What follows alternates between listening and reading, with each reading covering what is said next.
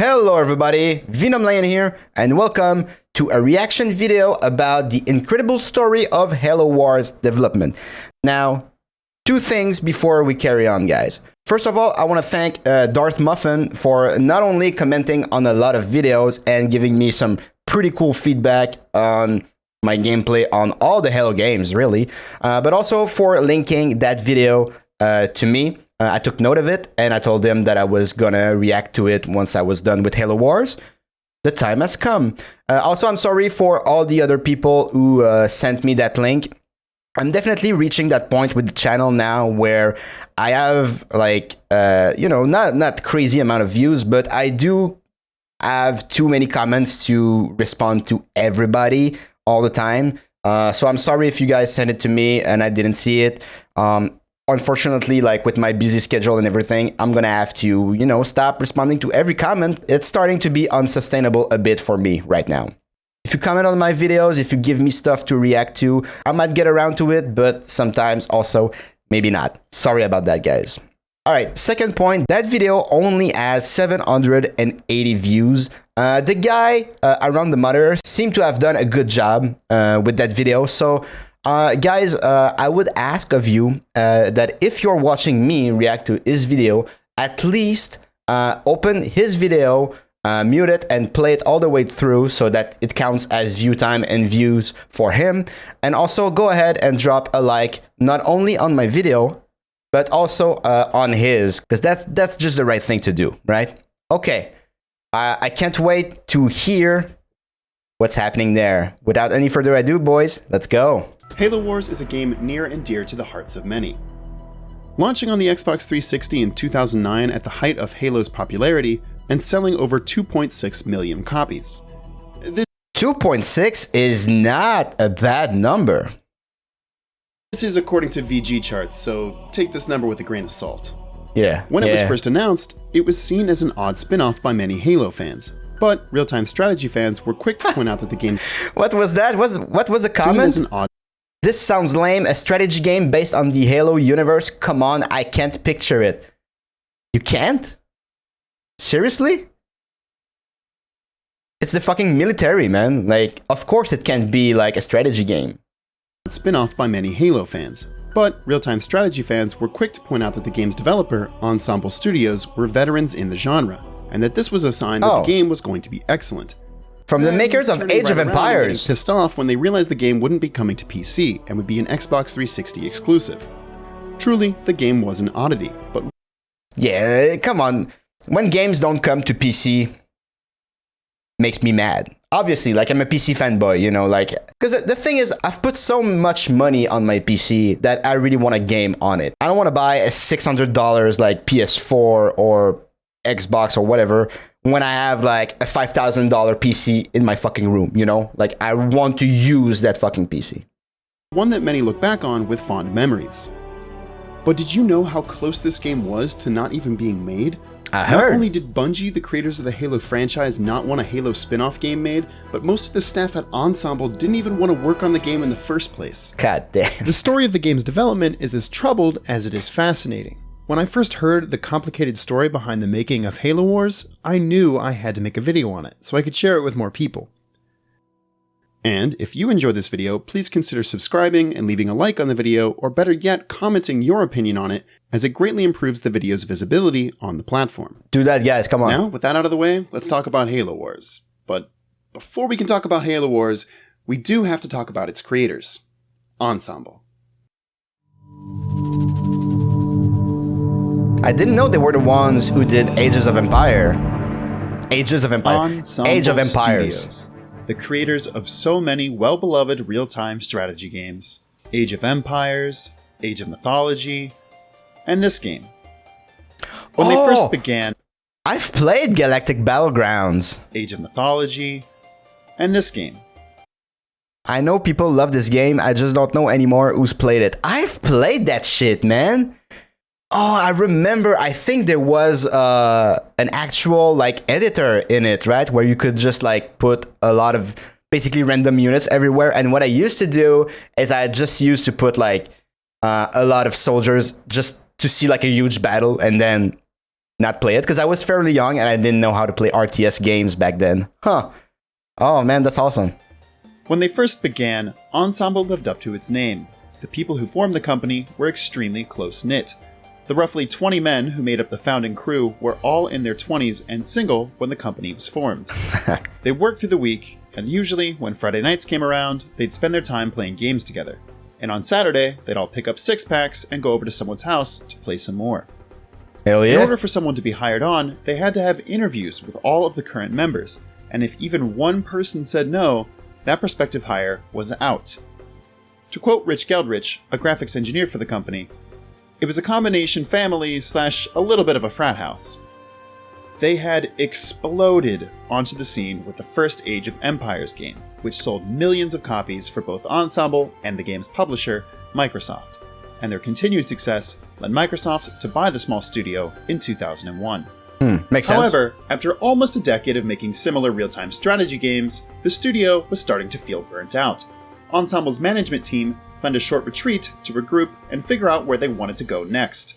The whole team was getting tired of making Age games. Some of the development team were getting tired of making RTS games entirely.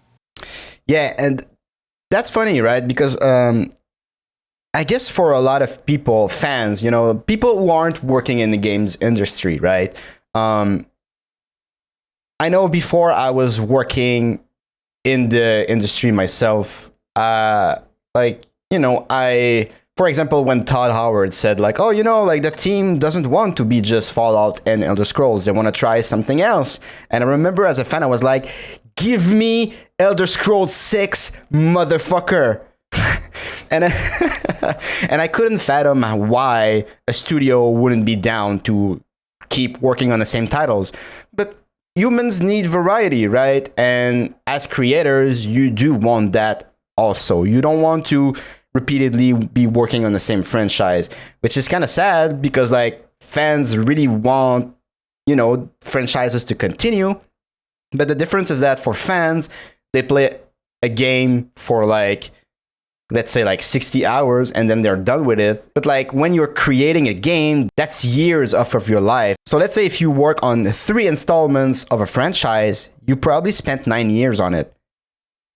That's a long ass time. It's a long time to day to day be focusing on one particular franchise, right? And yeah, basically you want to, try some things out, right? When I left my first company, one of the reasons why I felt like leaving was I wanted to work on another franchise. At that point, I knew on what I would be working on if I moved to another studio, and that franchise was very exciting to me. I've played it when I was younger and stuff, so I was like, I want to, contribute to that franchise.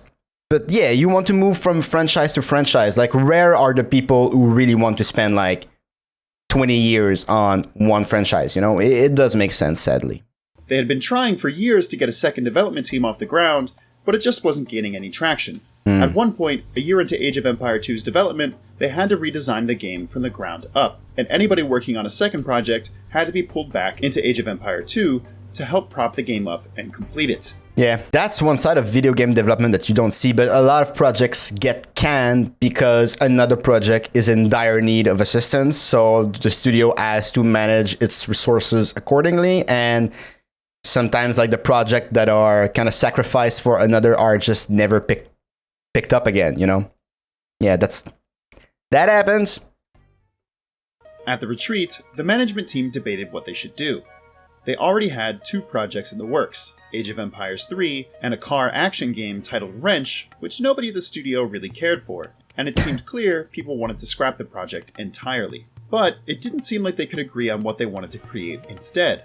There were 3 major contingencies forming. 1, they could make a Diablo clone. 2, they could try their hand at an MMO. And 3, they could try and make an RTS game, but for consoles? Okay, yeah, the MMO, no, that requires a shit ton of resources. And I feel like developers always fucking downplay how much, if you want to compete with WoW today, WoW has 14 years of development in it. That's a lot. So if you want to compete with it, like you gotta, you gotta come out the gate swinging. So, goddamn, I'm really glad they didn't do that. At the time, it was common knowledge that RTS games could not work on consoles. How would the controls make sense? Mice and keyboards were obviously better for RTS games. They would allow the player to zoom in and out quickly and select specific units more easily. The one leading the charge for the RTS game on a console was Angelo Loudon, a veteran at the studio, who truly believed that the concept would work and that Ensemble's track record with RTS games would lead others to believe that they could succeed as well. And since Microsoft was gearing up to launch the more powerful Xbox 360, he believed it would be a great place to publish the first good console RTS. I don't know, did you guys play Halo Wars on console when it came out? Because obviously I played it on PC, and the controls were... The only thing that really fucking annoyed me is that I couldn't zoom in and out. That really pissed me off. Like the camera, I think I never mentioned it in my playthrough, but the camera is too close to the action. I would have really liked to zoom out sometimes. And I guess that makes sense because on console, you probably don't have the option to, because like you don't have, a scroll wheel or something. How is the console version, guys? I'm genuinely curious about that. At the end of the retreat, they decided to cancel the unwanted car action game and start working on all 3 new projects. They figured if Blizzard could juggle StarCraft, World of Warcraft, and Diablo at the same time, why couldn't they? It should be noted, though, that even at the time, they were still way smaller than Blizzard. Yeah, bad decision, man. That's not good planning. It was announced that Angelo Loudon would lead the console RTS. Another veteran of the studio, Chris Rippey, would be the producer, and they put another developer in charge to discover how the game would play. Graham Devine. Devine has a really impressive resume, to say the least.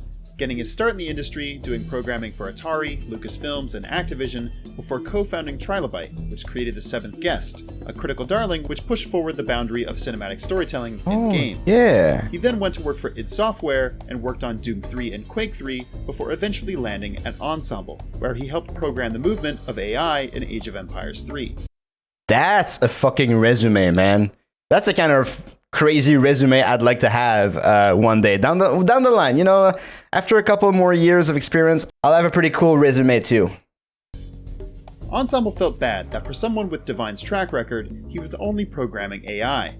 Dave Pottinger, lead programmer during Age of Empires 3, said to Devine, "Hey, we're not really using you properly at Ensemble. We'd really like to break this RTS on a console thing. How do you like to head up a team to try and get RTS on a console?"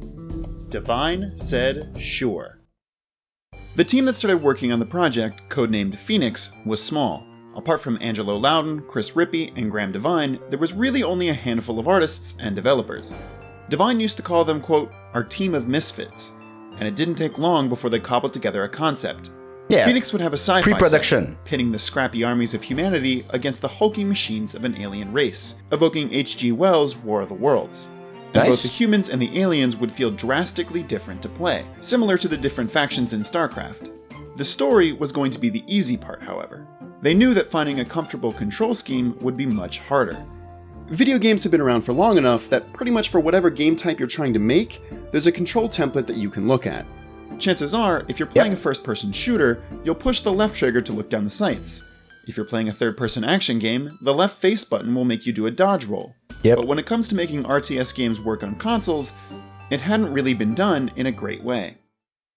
They experimented with control schemes similar to Pikmin and Alien vs. Predator Extinction, 2 examples of RTS games with console controls, taking things they liked from each game and leaving out the things that didn't quite work. They would have mandatory play sessions every week and usually every day, forcing the small team working on Project Phoenix to take a critical eye to everything they had developed thus far and refine it even further. Eventually, they felt like they really had something. Now, they just needed approval from Microsoft. Every so often, Microsoft would send executives down to examine Ensemble's game prototypes, but they had never seen much value in them. However, Project Phoenix proved to be the exception to the rule. Dave Pottinger, who had been the lead programmer on Age of Empires 3 at the time, said, quote, "This was an interesting period of Ensemble, because it was the first second game that Microsoft got excited about. And, unfortunately for us, it was an RTS. We didn't want to get pigeonholed into just the RTS company. But Yeah. of course, that's exactly what Microsoft wanted. It's better for a studio, especially if you're small, you know, to be really good at one thing and then expanding rather than, you know, kind of being mediocre at everything. Because like every time you complete a project, you clearly know more about the genre, like, you know, and in a way that makes you invaluable if you go and try to make another game in that same genre again. So it makes sense that they kind of got pigeonholed into RTSs because obviously they're pretty good at them. That's what we were good at, and that's why they had bought us. And that's exactly what they wanted us to do. Yeah. Microsoft was ramping up production on the Xbox 360, and were trying to get as much ammunition as possible to beat Sony's PS3 in the upcoming console war. They were excited to have Ensemble as one of their flagship studios producing a game for their upcoming hardware, instead of making another PC game, which is what they were generally known for. The only thing Microsoft saw as an issue was that they were making a game with a new IP, which would make the game harder to market and more likely lead to less sales. Yep. And while the first official meeting between the Phoenix team and Xbox executives went really well, at the second meeting, Xbox dropped them a bombshell. If the team wanted to keep working on the project, they would have to make it a Halo game. Dude, no problem. Like, that's awesome. Like, because it's true, like, new IPs are harder to sell, right? If you have the power of a franchise like Halo behind you, that does wonder for marketing and everything. And right off the bat, your game will sell more copies, you know, which means probably like bonuses and all that good shit, you know? So it does make sense. It does make a lot of sense. At the time, the Halo franchise was just about the hottest thing around. Yeah. Halo 1 and 2 had sold gangbusters, and Halo 3, just on the horizon, was one of the most anticipated games of all time. Peter Moore, who was the corporate vice president of Microsoft's Interactive Entertainment Business Division, said, quote, "We felt that Halo was IP that lent itself well to a real-time strategy game, given the way the universe was constructed. Good guys versus bad guys. All the stuff you needed in an RTS. And I think that probably the data and the evidence lent towards a lower risk opportunity in Halo than in a new IP." While this sort of thing does happen in the video games industry, even Star Fox Adventures was going to be a different game entirely before Shigeru Miyamoto saw a prototype for it and said, "We have a Fox character, use him." For the Phoenix team, these decisions aren't the best ones all the time, you know? who had already spent a year working on the original story and the universe, this was a harsh blow. Yeah, that sucks. Divine, who saw the world and characters as his own children, said, "When you're knee-deep in making your own IP, you love it. Yeah. You really do. You love it. It's yours, and it's fantastic." Mm-hmm. And it's not like they could just sprinkle some Halo flakes into the cake batter and then suddenly, bam, you have a Halo game. It took months of work to fit the franchise into the game they had already started. Divine, who didn't know much about Halo at first, considered quitting Ensemble then and there. But instead, he sat down at his computer and started Googling all he could about the Halo franchise. Quote, "My view of Halo Friday Night was that it was a bunch of purple aliens that moved really fast in front of you and you shot them. My view Monday morning was, boy, they put a lot of thought into this across a lot of years." That's me at the start of Reach, and me now after I finished like 5 games in the franchise now. Maybe there was something more to it than I thought.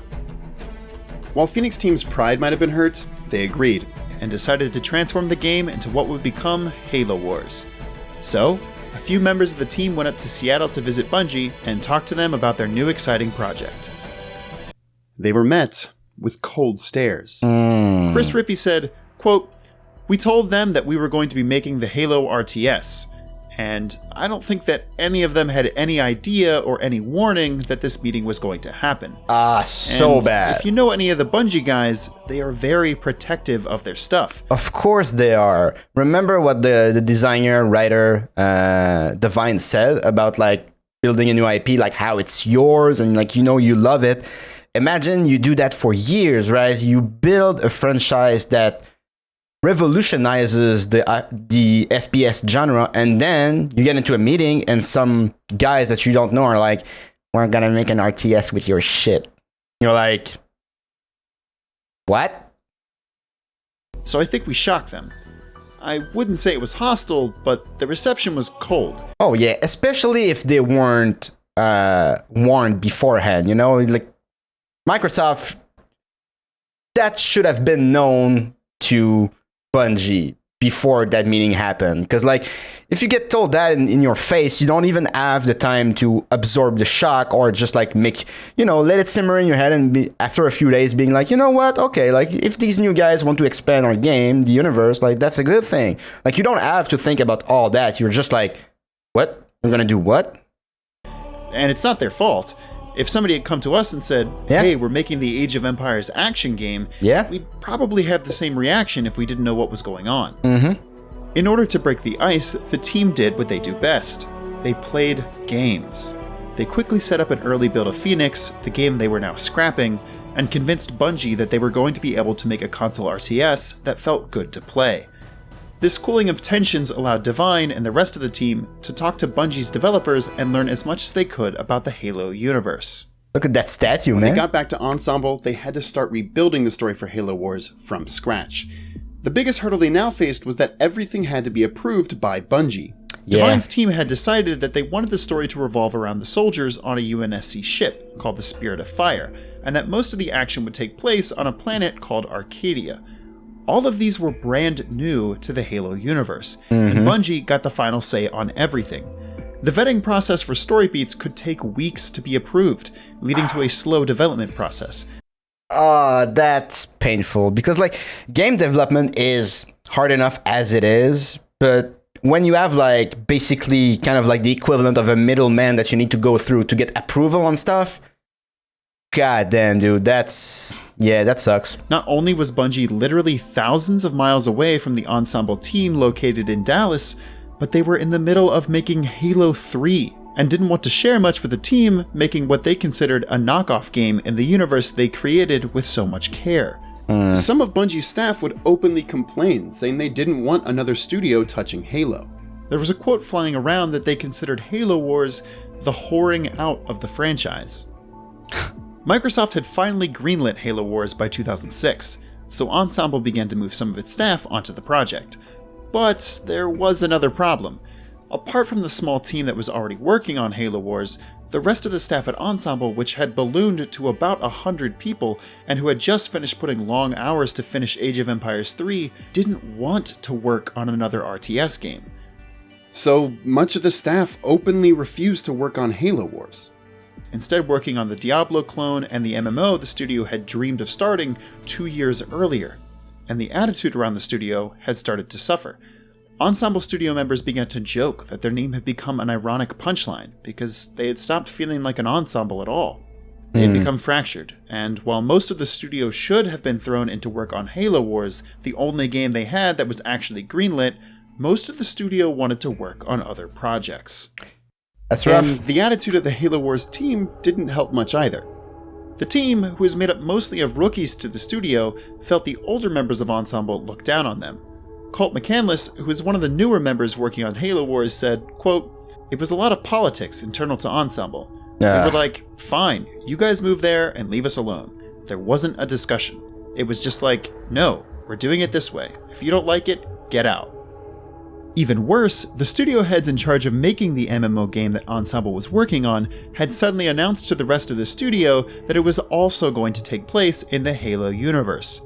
They did this.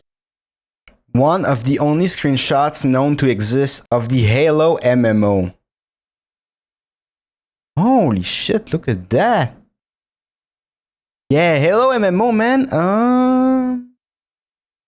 I mean, it is possible, but that's not the best choice. An RTS makes a lot of sense. Halo MMO, that's harder a bit. They did this without consulting Microsoft or Bungie at all. They figured since it was helping the other team make a console RTS by adding Halo, maybe it would help them make the MMO they wanted. So, a lot of the studio's staff was fragmented and sent to work on other projects which weren't even greenlit by Microsoft. Meanwhile, the team behind Halo Wars, which was expected to be the company's next big release, only had a team of roughly 25. And, in addition to the slow response time from Bungie, who didn't want them touching their IP, the small team had to deal with the extremely difficult process of coding the pathing in an RTS game. When you highlight a group of units in a game and send them off to another location, say to destroy something, the game has to automatically calculate the fastest path from point A to point B. Yep. However, this can change on the fly if a new building is built in the way, or something else is cleared. Ensemble had been making RTS games for over a decade at this point, and had years of coding saved up from their game's artificial intelligence to detect the best path and react accordingly. But Yeah, I bet that they could reuse a bunch of stuff, right? And that might be the key for them actually being able to ship the game was their experience, because like everything seems to be going so bad in development, but I have a feeling that their experience will actually have enabled them to complete the damn project, you know? since they were switching to the Xbox 360, they had to use an entirely new engine, which not only lost them the years of previous work, but also meant that they had to learn how to recreate these systems entirely on the new platform. Despite these troubles, Microsoft was excited for the game, expecting it to be a big success. They revealed the game to the world on September 27, 2006, giving the game a release date before the end of 2007. To anyone with eyes inside the studio, however, this clearly wasn't a reality. One day, Rich Geldrich became furious because while the art team had been working hard, they weren't quite capturing the Halo aesthetic. He printed a whopping 400 full-color screenshots from the Halo games and plastered them all over the walls. Quote, in the bathrooms, in the kitchen, the hallways, the meeting rooms, because I was pissed that this game didn't look like a Halo game. And that shit's important, and credit to that guy, because if you go back into the first episode of Halo Wars that I've put out, one of my first comment is, wow, this looks like Halo so much. And yeah, during development, like, things don't happen magically, you know? There's people like that guy who really puts their foot forward and they're like, this doesn't work, we need to do better. Credit to that guy, man, that was a good call. And a lot of skepticism was being levied at the game from fans, because how would Halo, a first-person shooter franchise, work as an RTS, which was completely different? Wait, what was that? First-person shooter franchise work as an RTS. What's next? Halo Baseball, Halo Tennis, and Halo Golf. That would be cool. Yes, which was completely different. And of course, many more people were skeptical that an RTS game would even work on a console. Graham Devine knew that the team had to create a perfect vertical slice of the game to present an E3 2007 to silence these fears once and for all. That's the big and show while right there. Internally, the game was struggling, Devine was able to throw a Hail Mary. The E3 demo looked really clean. Devine did the voiceover for the demo himself, and he did a great job. Hello, my name is Graham Devine, lead designer on Halo Wars. I'm very excited to give you this early glimpse of the game. Explaining how the controls would work on an Xbox controller, and showed lots of great touches. That's so not the game, though. Right? Like, that's not what the game ends up looking like. Because it's not finished. That's why, like, I get excited, right, when games get announced. But I don't look at what they are too much because I know they're not done. And whatever they're showing at E3 or stuff is not outright lies, but they are scripted demos and shit. So I don't know, man. Like, cinematic trailers and all that stuff, they are exciting, but I'm always like, well, that was a nice cutscene. What about the game? From the authentic sound effects on the guns, to a new aircraft in the Halo universe exclusive to the game. They even showed a moment where Warthogs, a four-wheel vehicle known very well to fans of the Halo games, were shown flying over a cliff to help out on the fight on the other side. Fans came away from E3 very hyped for Halo Wars. And I myself can attest to this. I remember watching this trailer, being a huge fan of both Halo games and RTS games, and feeling like this was a perfect marriage of two things I loved.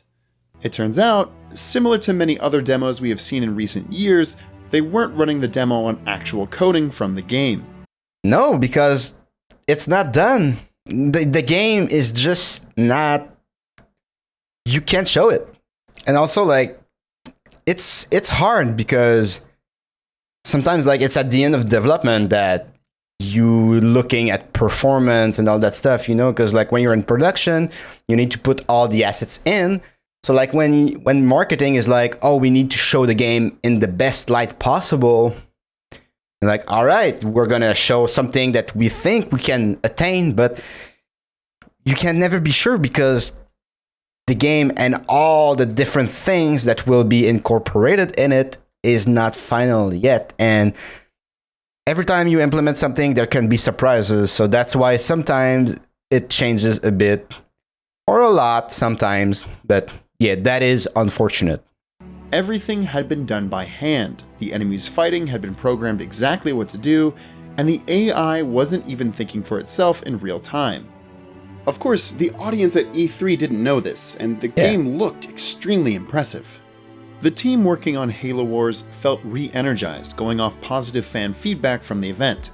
They were excited to get back to work and make the great game everyone was expecting from them. But the Halo Wars team still was understaffed. The Diablo clone that Ensemble was working on was officially cancelled by Microsoft, but most of the team still didn't want to work on another RTS. So they simply moved over to the Halo MMO, which Microsoft still hadn't signed off on. And while Divine and his small team had been working on the game for years with a specific vision in mind, when the new people came on, including Dave Pottinger, a senior designer who had worked on the Age games, they kept bringing in new ideas that clashed with the smaller team's previous vision. Come on, dude. This led to some pretty contentious fights. Divine said, quote, "Not yelling fights, but loud fights." Yeah, because, that's always by the way, that's always like something you need to look out for, right? Because like when you get a bunch of new people on your project, people that are working in games are creative. They're going to have ideas. They're going to have something that they want to push or something, but you have to come in with respect for what was made previously, right? I'm a mission designer. It happened that like in the middle of a project, I got switched around and I was tasked with continuing the quests and the missions of another mission designer, right? I didn't come in his stuff and wrecked everything. I took a look at like his design intentions and I was like, okay, can I put my spin on it? Where do I have the time for it? Like you need to think about a lot of things, but you gotta have some respect for the work that was put in before you. That is really important. Not to the point where you need to not change anything out of fear, but you need to respect the work that was there, and you need to also respect the fact that the work that was there is there for a reason, you know? It's funny, it's always around game things. Should the economy be cheaper or should the economy be more expensive? Should bases be freestanding or bases all be connected together? It's all good stuff. It's not, oh my gosh, your t-shirt is terrible. It's all just awesome stuff that makes the game much better. Yeah. But at the time, it's highly stressful. Eventually, however, this proved too much. Divine decided that he would step down as lead designer and just focus on the story. He left the design portion of the game to Dave Pottinger, figuring one unified vision would be better for the development of the game. Even though Divine had been working on Halo Wars for upwards of 2 years, and Pottinger had just joined Halo Wars shortly before. Pottinger instantly gutted a lot of what Divine had done to the game, altering almost all of the units, replacing a sprawling base building system with prefabricated bases that had a set number of slots. He completely changed the resource structure of the game, and lastly, he added a select all units button, which the team had resisted for a long time. That's good. Yeah, it's hard to imagine Halo Wars without like the unified bases.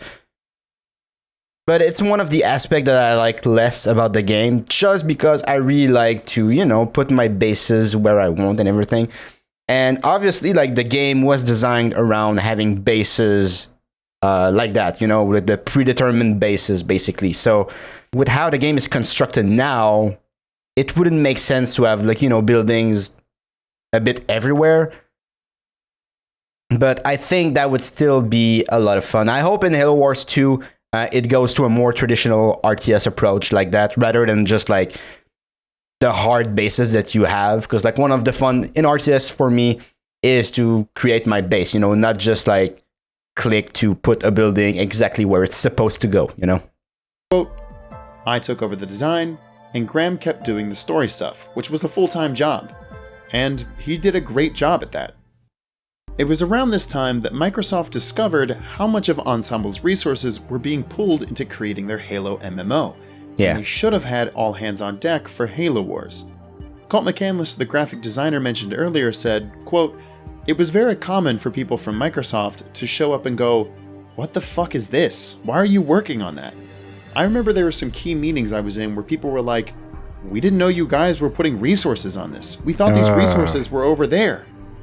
Finally, the word came down from Microsoft to cancel the Halo MMO. Well, of course, that was some. And also, I don't want to speak too fast, right? Because like I don't know the sources of this video, and like I've worked like in major gaming companies, right? And sometimes like the news that you get, they aren't true. It depends. Well, you never know, right? So I don't want to say that the studio was mismanaged, but like you have a game that's gonna come out that has a release date, all that shit. You're stretched too thin and you're putting resources in a huge project that is very risky and that isn't even greenlit yet. Of course Microsoft had to cancel the Halo MMO, man. Of course, that decision makes so much sense, and it should have been done way earlier than that. They wanted more resources funneled into finishing Halo Wars, which had been delayed into 2008. It should also be noted that the Xbox 360 was selling extremely well at the time, and the Halo MMO was planned as a PC exclusive. The whole situation led some executives at Microsoft to wonder if they really needed to keep paying for the now 100 plus employees at Ensemble Studios, who hadn't shipped a game since Age of Empires 3 back in 2005. One day in September of 2008, all of Ensemble staff were told to come to the studio's auditorium. Oh. They instantly knew something was up as they saw Microsoft employees in the room. Oh, man. I know the feeling of entering a meeting room and being like, something fishy is going on here. And most of the time, something fishy goes down. Ensemble CEO Tony Goodman stood up and made the announcement that after completing Halo Wars, Ensemble Studios would be closing. Obviously, a lot of the studio took it hard. Colt McCandless said, quote, "I flipped the fuck out. My wife and I had just gotten pregnant for the very first time, and our baby was due at the end of January, which was supposed to be the exact date the company was supposed to close. We had a newborn that was supposed to be delivered the day I was no longer supposed to have a job." Two brothers who worked for the company, Paul and David Bettner, immediately quit Ensemble. They went and founded their own studio, New Toy, and created a mobile game called Words with Friends.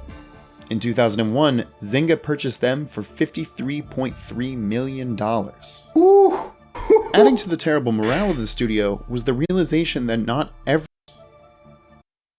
Boys cashed out. Holy shit.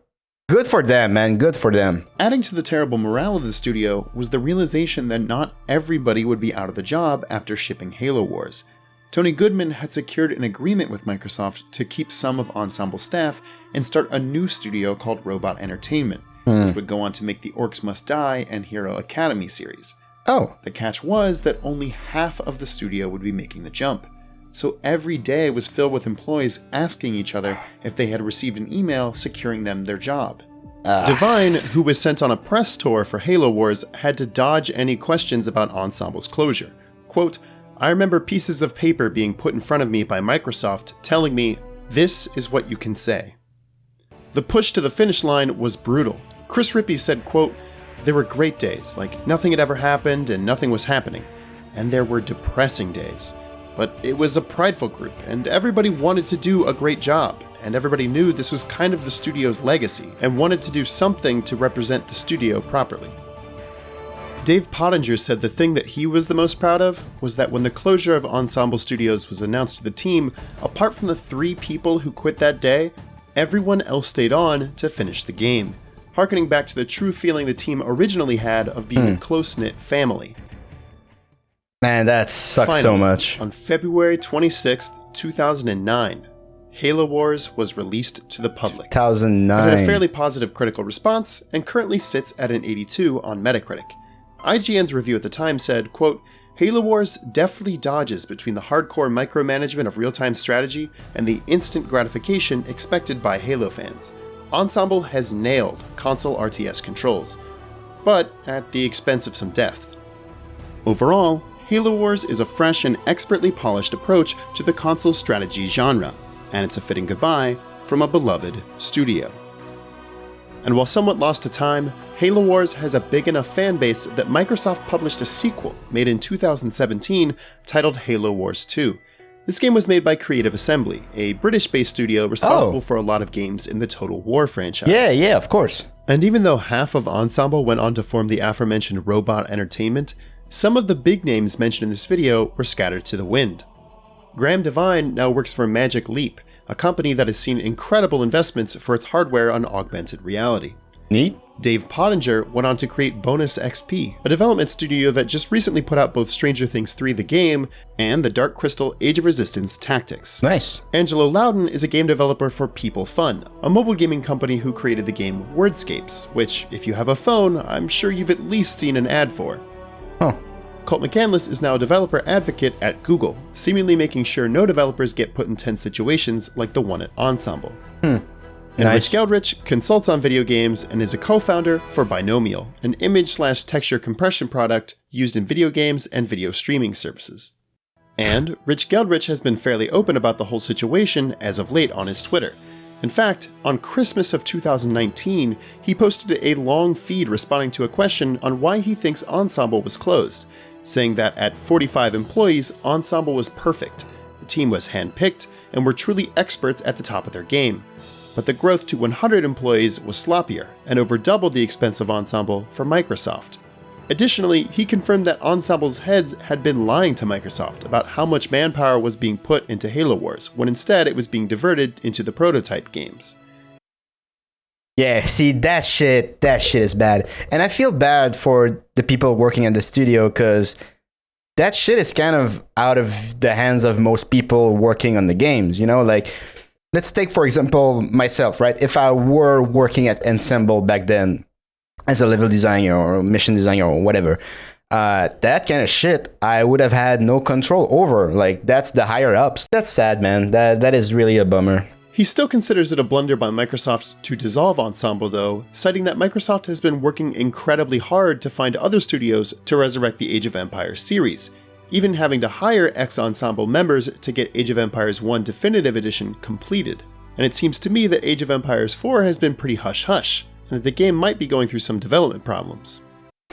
But at the same time though, like, if a huge part of the studio didn't want to work on an RTS to the point of just, like, you know, creating some dissension inside the studio, not wanting to work on what they should have worked on, kind of understand Microsoft's decision there. Because, like, if you have a studio full of really talented people at one thing, but they really don't want to do it, it's kind of awkward, you know? Halo Wars was truly an ambitious game, fitting a control scheme no one thought possible to its genre, forcing an intellectual property onto a project that was already a year in development, the creator of that IP wanting nothing to do with the game, and none of this is to mention the internal politics at Ensemble, which saw a tiny team laboring on a big game for years before suddenly forcing all hands on deck for a final death march before the game's release. God damn, man. And despite all of this, Ensemble and the team behind Halo Wars were able to make a game that people still cherish to this day. Yeah. It's a good Thank game, you very man. much for watching this video on Halo Wars. This has been a huge project of mine that I've been working on since September. All right, so I've skipped the last few minutes of the video because it was mainly stuff about his channel. But please, guys, please go ahead, check the link down in the description below. There's a link to this video. Please click on it, give him a like. He worked hard for that video. That kind of video takes a long time to do. So please open the video, watch it through all the way to the end, and give that guy a like. That was some great work, and it has such a small number of views. Give the guy more. Let's double it. Let's double it. Come on, boys. Let's fucking double that number, please. That was a great video, man. I really, really enjoyed it. such horror stories, though. As a game dev myself, these are kind of like so sad to hear, you know, like we're working in the industry to make good titles and to have fun while we do it, right? And that kind of shit, it can happen, right? Like mismanagement can come from every level and everywhere. So that is very sad. That's going to be it for today, guys. Don't forget to leave a like, comment, subscribe on Around the Monitors video and on mine too. And yeah, I will see you in another episode. Have a good one.